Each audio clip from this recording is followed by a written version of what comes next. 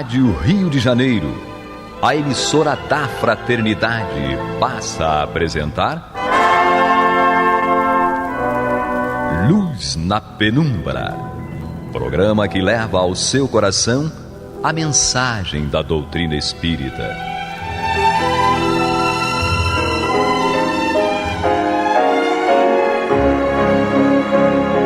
E com vocês, João Batista, para o estudo de O Livro dos Espíritos, da obra codificada por Allan Kardec. Papai do céu nos guarde e nos abençoe. Louvado seja nosso Senhor Jesus Cristo. E que possamos fazer do tempo esta dádiva que a todos nós é dada de maneira igual, um recurso a mais, para que a nossa caminhada seja a cada dia mais firme e consistente na conquista dos valores morais que deverão nos levar à verdadeira felicidade. Hoje estamos com Américo Nunes.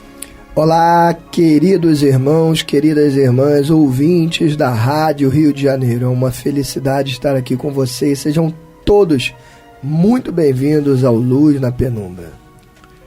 Jefferson, o doce. Olá, amigos. Muita paz para todos. E Guilhermina. É sempre um prazer imenso estar aqui. O Jefferson é doce, a Guilhermina é azedinha, viu?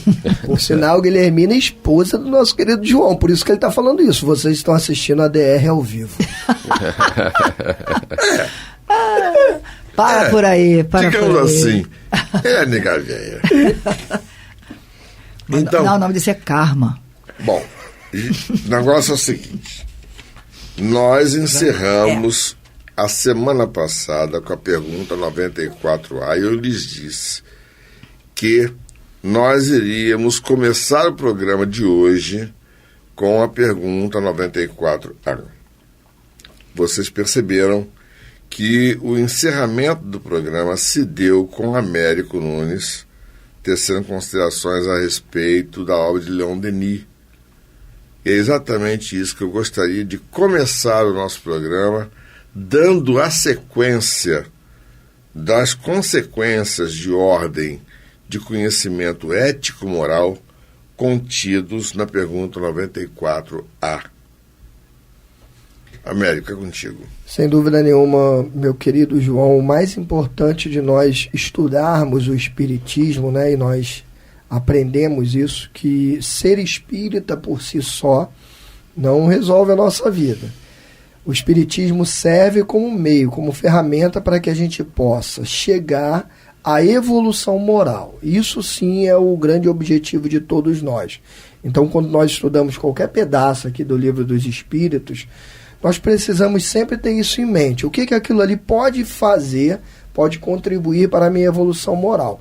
A pergunta 94A, ela diz assim, assim, quando os espíritos que habitam mundos superiores vêm ao nosso meio, tomam um perispírito mais grosseiro? Resposta dos espíritos: é necessário que se revistam da vossa matéria, como já vos dissemos. Ou seja, o tipo de perispírito que eu estou criando hoje é o perispírito que vai me levar para um determinado mundo. Trocando em miúdos, se eu estou tentando evoluir, ser uma pessoa melhor, eu vou naturalmente ganhando possibilidade de ter um perispírito mais adequado a mundos mais elevados. Se eu estou impregnando no meu perispírito coisas mais grosseiras, eu vou ter um perispírito que vai acabar me levando a mundos menos evoluídos. E é como o nosso querido João falou, quem tiver curiosidade, no capítulo anterior nós falamos um pouquinho sobre Leon Denis, eu vou resumir aqui para a gente iniciar esse programa, onde Leon Denis disse para a gente, inclusive, que o nosso momento da morte é definido de acordo com o meu perispírito. Ele diz que se o perispírito for mais espesso, mais pesado, eu vou ter um momento de morte muito mais perturbador e muito mais prolongada essa perturbação. Se eu tenho um perispírito mais sutil, que eu coloquei coisas mais leves nesse meu perispírito, é um perispírito alimentado por salada, ele vai me levar a uma morte. Sempre soma pro gordo, né? Sempre, pro João. Ele vai me levar a uma morte mais tranquila, um desprendimento mais rápido e mais tranquilo. Ao passo que se eu coloquei muita gordura para dentro do meu perispírito, eu vou ter um despertar muito mais doloroso. Aliás, essa metáfora é até boa. Por quê? Quando eu vou dormir também é assim, né? Se eu como aquela refeição extremamente pesada, eu não consigo dormir de imediato. Eu deito, começo a me sentir mal, passo um período ali grande até conseguir dormir. Claro que o alimento do perispírito é medido de outra forma. A gente só está usando isso como metáfora. O que faz o perispírito ser mais leve é o alimentá-lo com bons pensamentos e bons atos, de acordo com as leis de Deus. E o que faz eu colocar o meu perispírito mais pesado, mais denso, é alimentar o meu perispírito com pensamentos e atos em desacordo com a lei de Deus. Ou seja, se eu faço coisas erradas, isso é a grande verdade. Fazendo coisas corretas, agindo de acordo com a lei de Deus, o perispírito fica mais levinho e a gente, quando desencarna, a gente passa por um breve momento de perturbação. E quando eu coloco coisas pesadas, eu passo por um longo período de perturbação. Eu posso fazer um pequeno comentário? Eu estou acompanhando religiosamente. É importante que a gente diga que as nossas ações, como você disse, o nosso perispírito será o reflexo do nosso comportamento, das nossas ações, etc. Mas é fundamental que a gente pense o seguinte: os nossos pensamentos também. Eu posso ser uma pessoa aparentemente um doce ou uma fofa. Eu sou aquela que, tal. Mas dentro da minha cabeça e dentro do meu coração tem uma explosão de preconceito, de raiva, de desconfiança, disso e daquilo. Só que sou eu, o meu perispírito, o meu espírito e Deus. Lá. Você espírito não, você espírito. Eu espírito. A própria consciência ninguém engana, né? Exatamente, eu espírito e Deus. Então não adianta muito, não, eu tenho que ir para o centro, afinal de contas, não é? Todo mundo vê que coisa, como sou tão legal, né? Sou aquela pessoa que faz caridade, que dou pão pro pobre e tal, participo das campanhas. Mas não queiram saber o que eu tenho dentro de mim, de raiva, de rancor, de preconceito. Mas isso é feio, isso eu não posso mostrar. Então, tolinha, a gente tem que saber o que está dentro e o que a gente exprime. A coisa tem que ser dentro dele, porque o perispírito não vai ver, não é um espelho seu, o perispírito está dentro da gente. Existe uma coisa aí que merece reflexão. Todos nós temos culpa no cartório. Senão a gente não estava aqui. Isso é ponto pacífico. Quem está reencarnado na Terra estamos aqui. Está na infração. Agora, nós não queremos dizer agora para os nossos irmãos assim: você vai para aquele lugar assim, infernal. Vamos juntos. Do umbral. Percebam que o João mudou a voz. Exatamente. Gente, eu espero ter a chance de tomar um chá das 5 no umbral depois que eu desencarnar e que me deixem fazer alguma coisa de útil, tá? Porque eu sei que ainda estou carregado de erros durante esta existência. O mais importante que a doutrina nos dá a noção é o seguinte: não existe culpa, existe responsabilidade. A culpa pressupõe a punição. A responsabilidade demanda a correção daquilo que temos dentro de nós. Não é à toa que se diz que se conhece o verdadeiro espírita pela sua reforma moral e pelo esforço que faz para domar as suas más inclinações.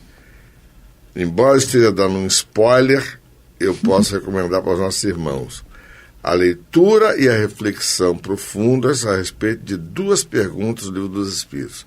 A pergunta 918 e a pergunta 919.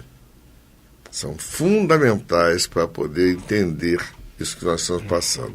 Jefferson. Uma coisa interessante que a gente estava conversando, que um exemplo muito característico dessa situação do espírito que habita mundos superiores, né? Ter que se dotar, né, de um perispírito mais grosseiro para ir a um outro mundo, né? Como é o caso da Terra, é o caso de Jesus, né? Sim. Então, o nosso mestre, na sua grandiosidade, ele precisou desse processo, né? E interessante que ele não foi tratado de uma maneira especial por ser Jesus, né? A lei de Deus, ela funciona igual para todos. E ele teve que adensar o seu perispírito para vir, né, estar conosco aqui na Terra.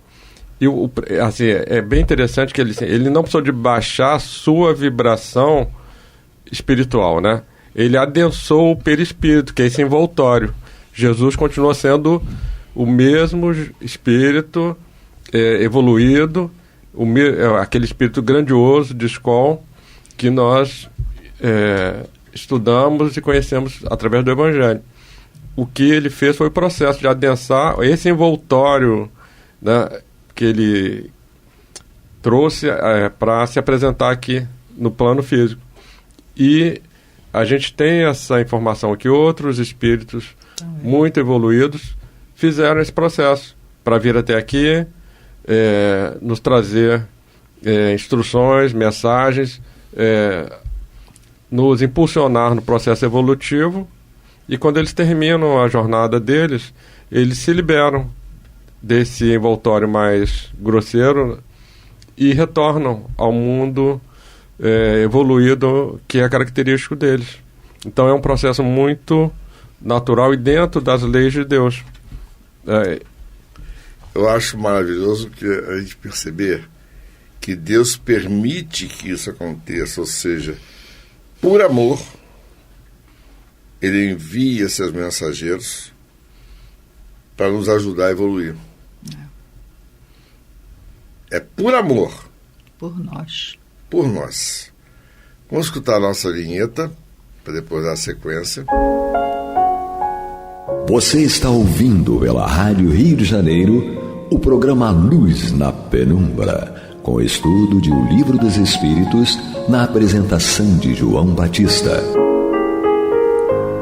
Américo. Nosso querido Jefferson falou uma coisa antes do nosso intervalo, da nossa vinheta, que eu achei maravilhoso, né? Que essa possibilidade de nós retornarmos a um estado anterior, não por conta de erros e pagamentos, mas sim por amor, né?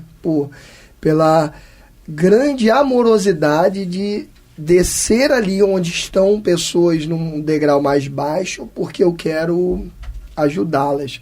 E aí eu recordei de uma coisa, até trouxe aqui a citação, eu queria ler para vocês uma questão aqui que Joana de Ângeles fala para a gente no livro dela chamado Plenitude, está lá na série psicológica Joana de Ângeles, em que ela nos traz um caso exatamente igual o Jefferson falou, e que nós, seres humanos, às vezes temos um preconceito tão grande, né? A Guilhermina falou hoje sobre isso, sobre a questão da gente não alimentar esses preconceitos, que é em relação aos irmãozinhos nossos que estão passando por uma dificuldade expiatória tão grande, que as pessoas olham e falam assim, nossa, olha, pobre coitado, deve ter feito algo muito terrível para estar numa situação dessa. E às vezes aquilo ali é um preconceito sem tamanho, porque a gente não sabe o real motivo da pessoa estar naquela situação. Há sim a possibilidade da pessoa estar numa situação terrível por conta de ter contraído muitos débitos, por conta de ter feito muitas coisas equivocadas. Isso leva a uma deformação do perispírito em tal grau que o nosso perispírito, numa próxima reencarnação, vai criar um corpo-espírito completamente deformado, numa situação lamentável, deplorável, mas há também essa possibilidade, como o Jefferson falou, de nós estarmos baixando a nossa condição justamente para poder ajudarmos o próximo por amor. E Joana fala para a gente dessas possibilidades. Ela fala de Jesus, né, que nunca agiu incorretamente e veio aqui no corpo de carne, sangrou, sofreu, né, quer dizer, sofreu não, né, porque Jesus estava numa situação tão diferente da nossa que a gente não entende exatamente qual era o sentimento dele. É um sentimento de um espírito muito longe da nossa realidade. Francisco de Assis também, que escolheu a pobreza, era o espírito que veio numa família completamente rica, escolheu a pobreza porque ele quis viver com aquelas pessoas ali. E a Joana de Ângeles fala pra gente que há, vou até ler o que ela diz, né? Há, em nome do amor, casos de aparentes expiações, seres mutilados, surdo-mudos, cegos, paralisados, rancenianos, aidéticos, entre outros, que escolheram, olha só, escolheram por amor essas situações para lecionarem coragem e conforto moral aos enfraquecidos na luta e desolados na redenção. Então, meus irmãos, muito cuidado para a gente não ver uma determinada pessoa numa situação igual a gente olhar lá para Jesus pregado na cruz e falar, ó, deve ter feito muita besteira para merecer isso. Que blasfêmia seria da nossa parte. É claro que isso a gente não chega ao ponto de pensar assim, mas o nosso preconceito nos permite sim a gente olhar irmãos nossos ali de caminhada que estão às vezes numa situação muito difícil e a gente olha e fala, olha, deve ter feito muita coisa errada para estar numa situação dessa, né?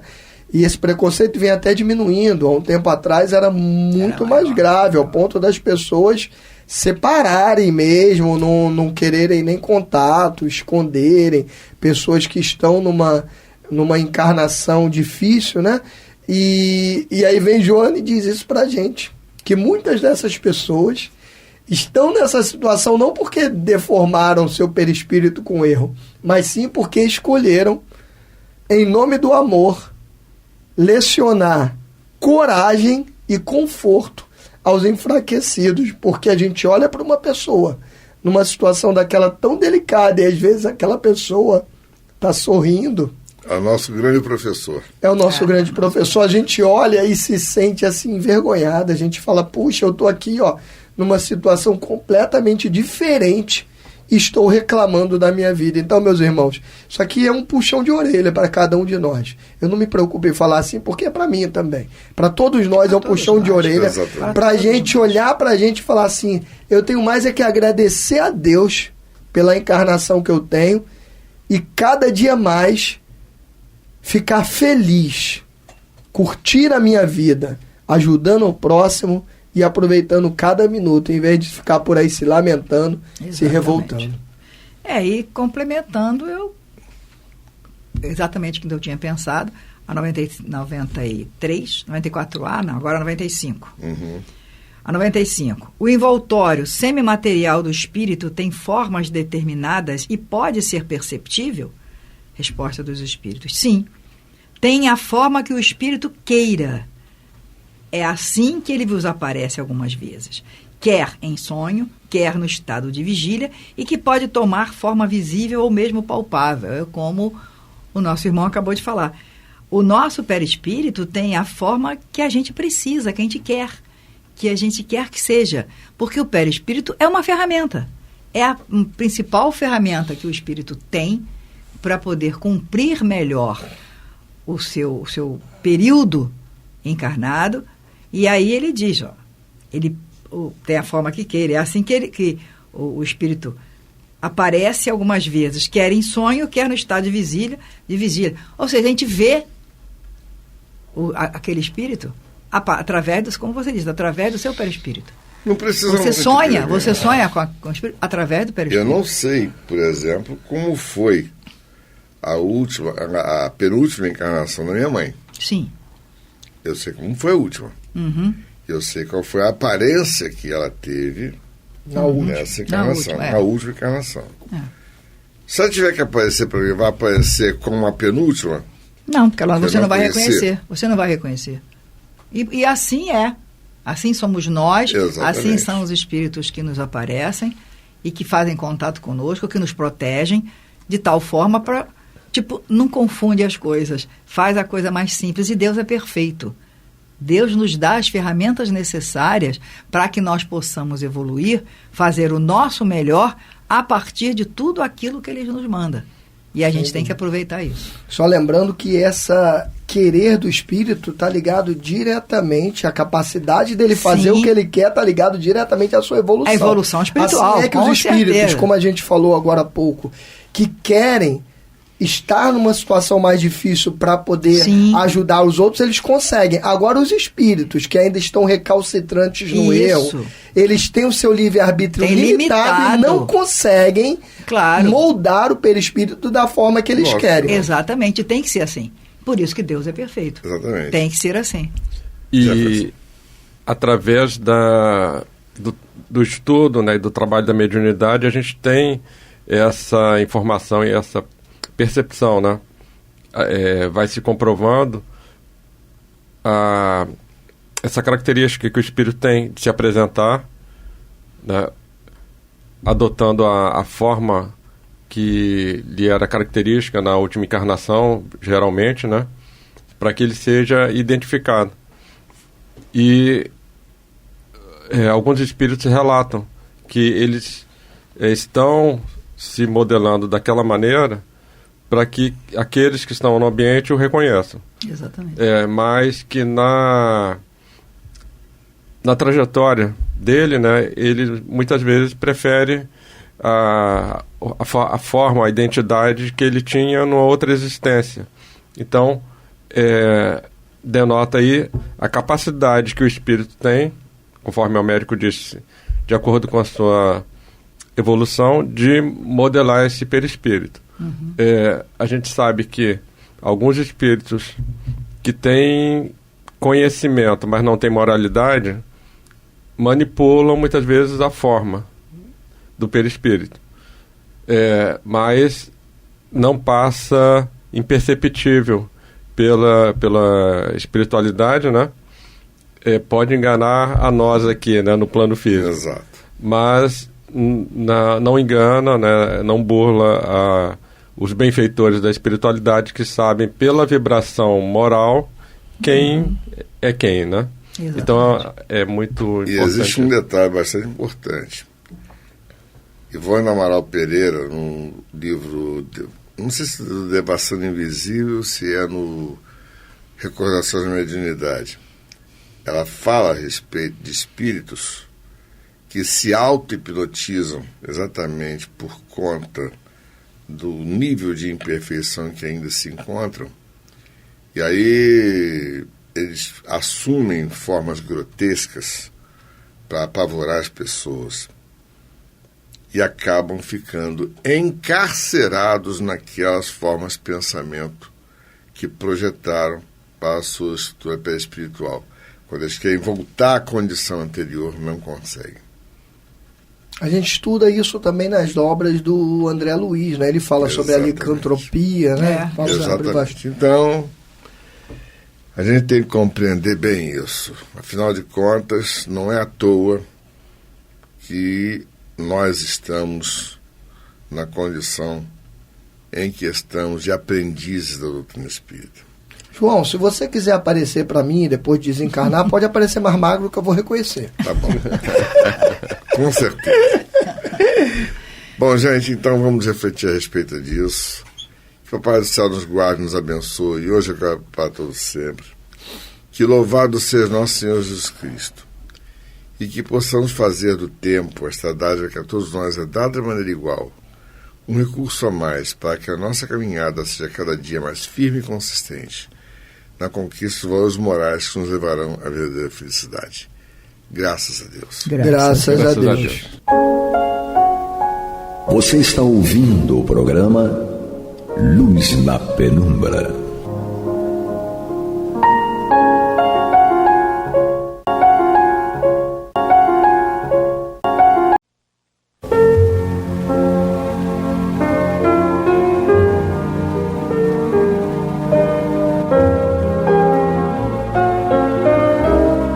A Rádio Rio de Janeiro está levando ao seu lar e ao seu coração a mensagem consoladora da doutrina espírita, através do programa Luz na Penumbra.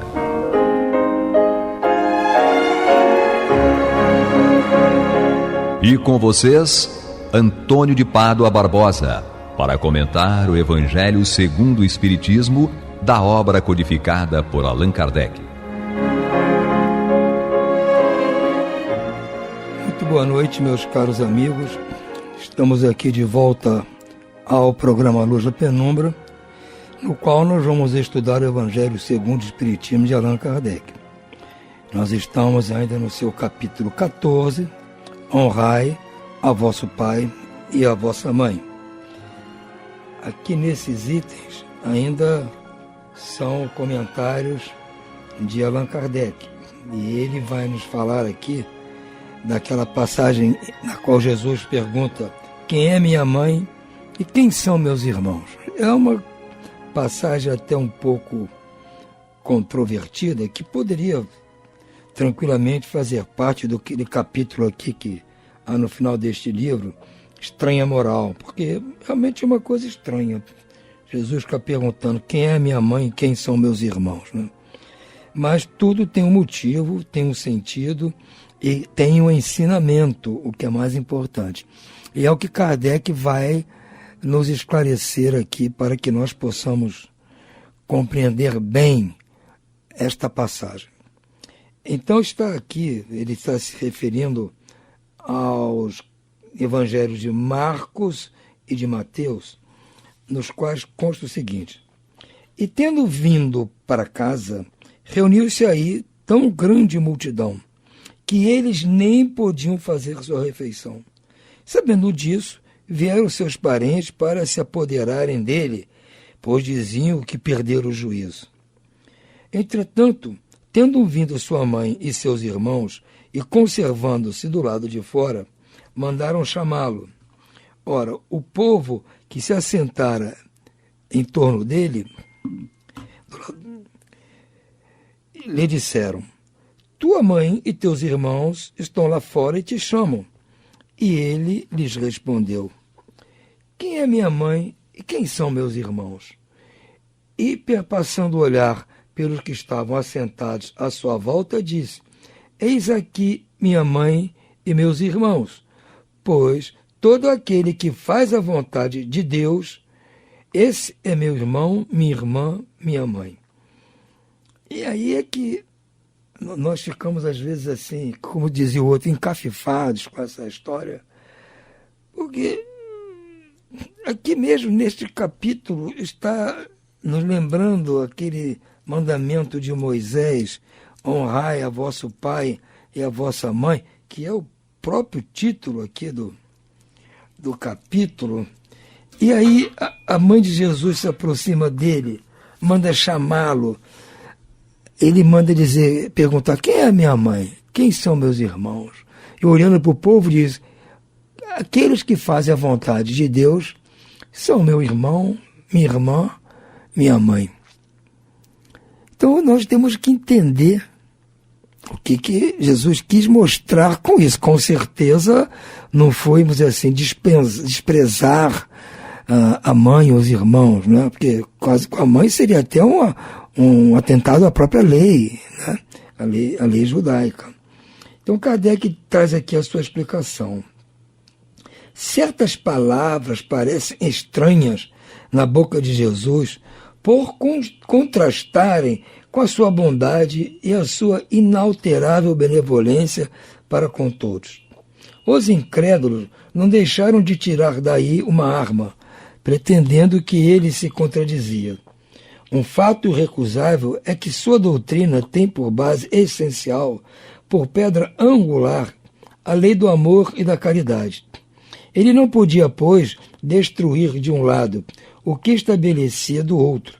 Daí essa consequência rigorosa.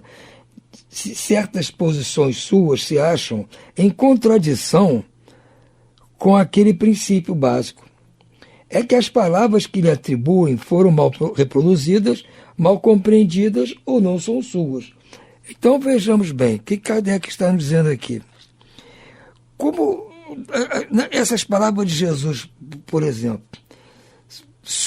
traduzem para qualquer um uma estranheza, não é? E aquelas pessoas incrédulas se aproveitam disso para dizer que ele se contradizia, ao mesmo tempo que pregava a lei de Moisés, mandando honrar pai e mãe, ao mesmo tempo fica perguntando quem é a mãe, não reconhecendo ou não querendo nem atender a própria mãe.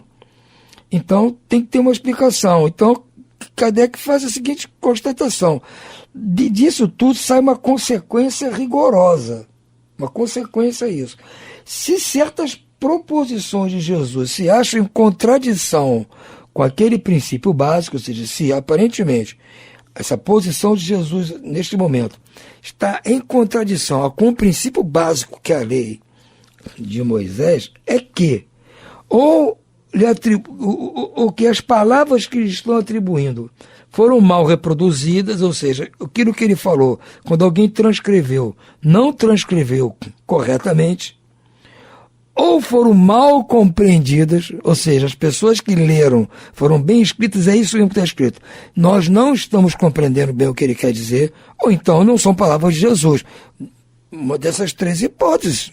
Nós temos que analisar e ver qual que se aproxima mais do bom senso, né? Daquilo que a gente entende como o certo. Causa justa admiração que, nesta circunstância, Jesus mostrasse tanta indiferença para com seus parentes e, de certo modo, renegasse sua mãe. Em relação a seus irmãos, sabe-se que jamais tiveram simpatia por ele. Espíritos pouco adiantados não lhe compreendiam a missão. Aos olhos deles, a conduta de Jesus era estranha e seus ensinamentos não os tocavam, já que nenhum o seguiu como discípulo. Parece mesmo que partilhavam, até certo ponto, das prevenções de seus inimigos. O que é certo, afinal, é que o acolhiam mais como um estranho do que como um irmão. Quando aparecia a família, João dizia positivamente no capítulo 7, versículo 5º, que eles não acreditavam nele. Ou seja, João, no seu evangelho, diz que a família de Jesus não acreditava nele. Quanto a sua mãe, ninguém ousaria contestar a ternura que lhe dedicava, mas é preciso convir, igualmente, em que também ela não fazia ideia muito exata da missão do filho, pois jamais a viram seguir os seus ensinos, nem dado testemunho dele, como fez João Batista. O que nela predominava era a solicitude maternal. Quanto a Jesus, supor que ele haja renegado sua mãe, seria desconhecer-lhe o caráter. Tal pensamento não podia animar aquele que disse: honrai a vosso pai e a vossa mãe. Deve-se, pois, buscar outro sentido nas suas palavras, quase sempre veladas sob a forma alegórica. Jesus não desprezava nenhuma ocasião de dar um ensino. Aproveitou, portanto, a que lhe oferecia a chegada de sua família para estabelecer a diferença que existe entre a parentela corpórea e a parentela espiritual.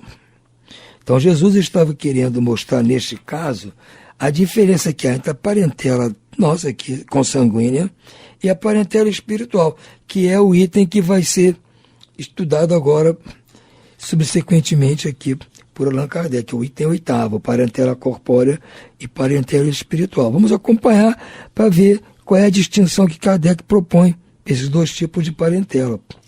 Os laços de sangue não estabelecem necessariamente vínculos entre os espíritos. O corpo procede do corpo, mas o espírito não procede do espírito. Porque o espírito já existia antes da formação do corpo. Não é o pai que cria o espírito de seu filho, apenas lhe fornece o invólucro corpóreo, cumprindo-lhe, no entanto, auxiliar o desenvolvimento intelectual e moral do filho, para fazê-lo progredir. Os espíritos que encarnam numa mesma família, sobretudo como parentes próximos, são, na maioria das vezes, espíritos simpáticos, espíritos afins, ligados por relações anteriores que se traduzem por uma afeição recíproca na vida terrena. Mas também pode acontecer que sejam completamente estranhos uns aos outros, divididos por antipatias igualmente anteriores, que se expressam na Terra por um mútuo antagonismo, a fim de lhes servir de provação.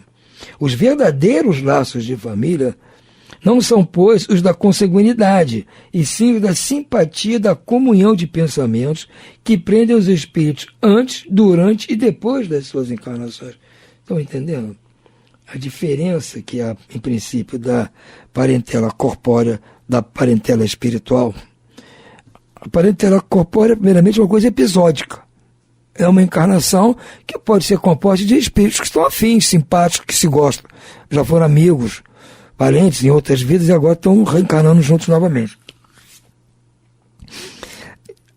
Mas pode acontecer de serem inimigos, espíritos que não se gostam, estão reencarnando juntos justamente para cumprir alguma prova, alguma expiação. Então vai ser complicada essa vivência nesta encarnação. Então a parentela corpórea, que depende da consanguinidade do pai para o filho, da mãe para o filho, etc., ela não necessariamente promove a harmonia entre as pessoas. Porque os espíritos são antagônicos muitas vezes. Então não é uma garantia de que pais e filhos tenham afinidade. Agora, a parentela espiritual, sim, essa é composta pelas afinidades, pelo gosto mútuo, pelas simpatias, pelos interesses comuns. Então, esta sempre vai ser composta de espíritos que são simpáticos, são afins, se gostam. Então, vai haver sempre a possibilidade de ter muito mais harmonia. Então, essa distinção é clara. A gente que é espírita entende a vida espiritual sabe que é assim. Na espiritualidade, nós vamos nos reunir com aqueles que são afins a nós, gostam de nós gostamos deles e tudo mais. Não vamos nos unir com as pessoas que nós temos dificuldades. Agora, encarnados, a gente não é escolha nossa muitas vezes. Tem que ser compulsório. Você tem que nascer irmão do fulano porque vocês têm que se acertar. Na espiritualidade, eu não sou obrigado a isso. Eu vou ficar com quem gosta de mim e vice-versa. Por isso que está uma distinção. Talvez seja esse caminho que Jesus quis seguir, que Kardec está tentando traçar aqui. Vamos seguir aqui. Consequentemente, dois seres nascidos de pais diferentes podem ser mais irmãos pelo espírito do que o fossem pelo sangue. Podem atrair-se, buscar-se, sentir prazer quando juntos, ao passo que dois irmãos consanguíneos podem repelir-se conforme se vê todos os dias. Esse é um problema moral que só o Espiritismo podia resolver pela pluralidade das existências. Se dependesse da consanguinidade para ter bom relacionamento, as pessoas tinham que casar com os próprios parentes. Normalmente até não é permitido se casar com parentes muito próximos. Você se casa com pessoa desconhecida. Até a época do namoro você não conhecia. Então tem que ser uma pessoa com quem você se afiniza. Você goste, ou já gostava antes de outras encarnações, ou passa a gostar agora, mas vai criar uma nova parentela, e vai gerar uma parentela corpórea, através dos filhos, mas os dois, o casal, estão unidos pela parentela espiritual. Não é verdade? Então a parentela espiritual vai gerar frutos na parentela corpórea, mas não necessariamente vai ter harmonia, que não depende dos pais e dos filhos serem harmônicos. Após duas espécies de famílias, as famílias pelos laços espirituais e as famílias pelos laços corpóreos. As primeiras são duráveis e se fortalecem pela purificação, perpetuando-se no mundo dos espíritos através das várias migrações das almas. As segundas, frágeis como a matéria, se extinguem com o tempo e muitas vezes se dissolvem moralmente já na existência atual. Foi o que Jesus quis tornar compreensível, dizendo a seus discípulos: aqui estão minha mãe e meus irmãos, isto é, minha família pelos laços do Espírito. Pois todo aquele que faz a vontade de meu Pai que está no céu é meu irmão, minha mãe e minha irmã. Então ele está mostrando, claro, que está se referindo à parentela espiritual. E aqueles que estavam ali o acompanhando, ouvindo, tentando aprender, tentando seguir seus ensinamentos, estavam formando uma parentela espiritual. Então diz, se esses fizerem a vontade do Pai que está no céu, ou seja, seguirem aquilo que eu estou ensinando, seguirem a minha doutrina, são meus irmãos, minha irmã e meus pais, minha mãe. Porque são a minha parentela espiritual. A minha mãe carnal, meus irmãos, eventualmente podem fazer parte. Se eles cumprirem a vontade do Pai que está no céu, vão fazer parte da minha parentela espiritual. Mas se não cumprirem, quiserem levar a sua vida a seu modo, desprezando esses ensinamentos, vão ser simples parentes consanguíneos, eventuais, só nesta vida. Agora, os outros que fizeram a vontade do meu Pai são meus parentes, meus irmãos, irmãs, mãe, pai, para toda a eternidade, porque estão cumprindo a palavra do meu Pai que está no céu. Essa é a diferença fundamental nesse ensinamento de Jesus. Agora ele tinha que falar sucintamente e cada um entendia. É bem possível que os discípulos mais tarde chegassem, mas explica para a gente o que houve, como Kardec está explicando para a gente aqui. Ou seja, aqueles discípulos, aqueles apóstolos, iam de cara entender esse modo de Jesus de ensinar. Também tinham suas dúvidas. Estão aí os livros da Amélia Rodrigues, do Neo Lúcio, do Humberto de Campos, trazendo várias narrativas de situações, encontros, vivências, né? Lá de Jesus com seus apóstolos e discípulos, nas quais há aquelas contradições dos próprios seguidores, tirando suas dúvidas. Todos esses livros trazem isso. Agora, os evangelhos não constam isso. Não havia... O evangelho ia ser maior que a Bíblia se fosse constar tudo isso. Então, tem que ser sucinto. Traz só o básico, compactado, e cada um vai ter que ir descompactando, como diz Kardec. Não vai ser mala interpretação. Tem que fazer boa interpretação. Má interpretação, não fazer uma boa interpretação para poder tirar os frutos do ensinamento. A hostilidade com que seus irmãos o tratavam se acha claramente expressa no relato de Marcos, que diz que era propósito deles se apoderarem do mestre, sob o pretexto de que havia perdido o espírito. Informado da chegada dos irmãos, conhecendo os sentimentos que nutriam a seu respeito, era natural que Jesus dissesse, referindo-se a seus discípulos, do ponto de vista espiritual, eis aqui meus verdadeiros irmãos. Embora sua mãe estivesse na companhia deles, ele generaliza o ensino, o que não implica de maneira alguma que haja pretendido declarar que sua mãe, segundo o corpo, nada lhe era como espírito, nem como lhe só merecia indiferença. Sua conduta, entre outras circunstâncias, provou suficientemente o contrário. Há também uma comparação que a gente pode fazer, porque na hora de dar um tratamento à nossa mãe, nós todos vamos dar um tratamento especial, diferente, que ela merece, tranquilamente.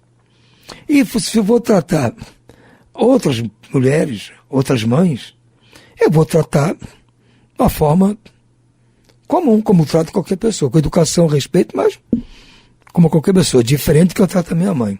Essa ideia de Jesus pode nos propor um outro modo de tratá-las.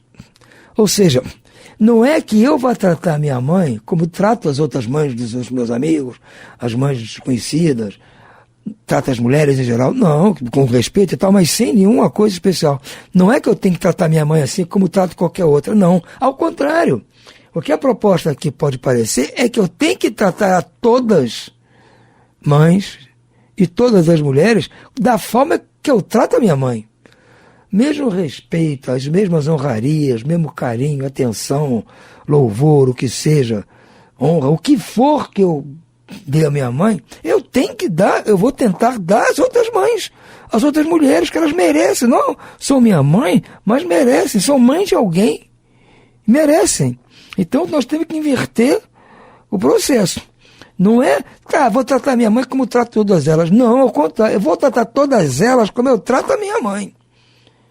Se eu conseguir tratar a todas as mulheres que cruzarem comigo, pode ser uma desconhecida, pode ser uma moça que está no banco, no caixa do supermercado, pode ser quem é frentista do posto de gasolina, não interessa. Pode ser uma figura importante, pode ser quem for. Eu tenho que dar ela o mesmo tratamento que eu dava à minha mãe. Porque se a minha mãe for a mulher que eu mais honrei, eu tenho que espargia essa honra que dava a ela, essas honrarias todas, às outras mulheres. A começar pela minha própria mulher, as minhas filhas, a minha irmã, as minhas netas, todas têm que ter esse mesmo carinho que eu tinha com a minha mãe. E tem que espalhar isso para as outras mães, as mães dos meus amigos, as vizinhas lá de prédio, todas elas merecem. Não era só a minha mãe que merecia, as outras são mães também. Então eu penso o contrário. Pegar esse ensinamento de Jesus e inverter. Tá bom que todos têm que fazer, são meus irmãos, daqueles que fizerem a vontade do Pai, disse Jesus. Tudo bem, eu sou um que não estou fazendo ainda, então eu não posso ainda chegar ao ponto de fazer essa exigência. Só vão ser meus irmãos aqueles que fizerem a vontade do Pai. Se eu mesmo não faço ainda, seria uma hipocrisia da minha parte. Mas eu posso tentar, não é? Tratar pelo menos as mães da forma que eu tratava a minha. Isso já é um passo para eu amar o próximo como a mim mesmo. Se eu amar todas as mães como eu amo a minha mãe, já estou dando um passo adiante. Se eu amar todos os meus amigos como amo meus filhos, eu estou dando um passo adiante. E se eles vierem a fazer a vontade do Pai, que eu espero um dia eu também estar fazendo, melhor, nós já teremos alinhavado o caminho, já teremos adiantado alguma coisa nessa direção. Então é um ensinamento que nós temos que tirar dessa compreensão que temos que fazer dessa passagem. Não só isso que Kardec nos falou da parentela espiritual e da parentela corpórea, a distinção que há, mas também no dia a dia. Eu tenho que fazer melhor. Não só para os meus, mas para todos. Jesus disse que nós amássemos o inimigo. Como eu disse, aquele kit básico, pelo menos, para o inimigo. Agora, para as mães, em geral, eu vou tentar dar mais que o kit básico, independente de quem elas sejam. Se são até minhas inimigas, não interessa. Mas nessa hora eu esqueço tudo. Que é uma mãe, uma mulher, merece todas as honrarias do planeta. Que o espírito que nasce no corpo de mulher para dar à luz a seres vivos merece já de cara todas as honrarias. Se elas não estivessem aqui, como é que ia ser? Nós íamos ser hermafroditas, os homens? Ou nós íamos fazer como células bipartindo? Não, gente, olha só. Elas assumiram um encargo muito complicado para nós. Então nós temos que honrar todas elas, as mulheres. Sejam mães ou não sejam mães. Que todas têm o espírito maternal embutido nelas. Desde que nasce. Da minha neta de 6 anos, já é uma mãe, mini-mãe, porque já nasceu mulher. É mulher, não é se ela vai ser mãe, não vai ser. Já tem dentro de si as mulheres, os seres femininos, de hora que nasce, já nasce com esse chip maternal. Vai tratar os outros de uma forma diferente. Elas sempre vão tratar todos de forma diferente. Independentemente de terem dado à luz, de terem adotado, não terem ninguém, serem sozinhas, não interessa. São mulheres. E todos nós temos que honrá-las da melhor e da mais alta forma possível. Por hora nós vamos ficando por aqui. Muito boa noite e muita paz.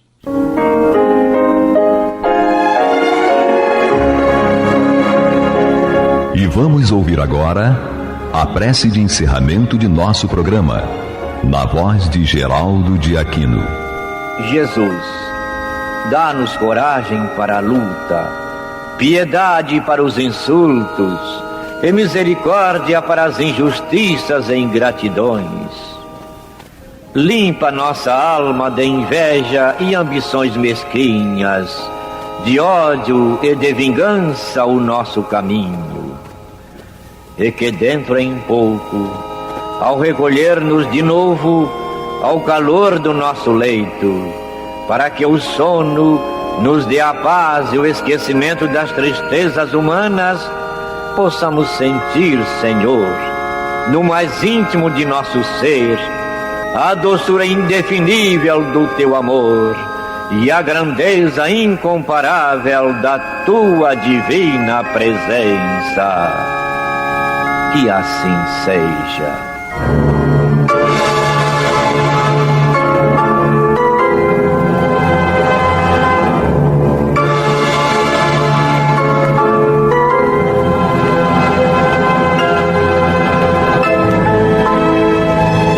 Acabamos de apresentar o programa Luz na Penumbra.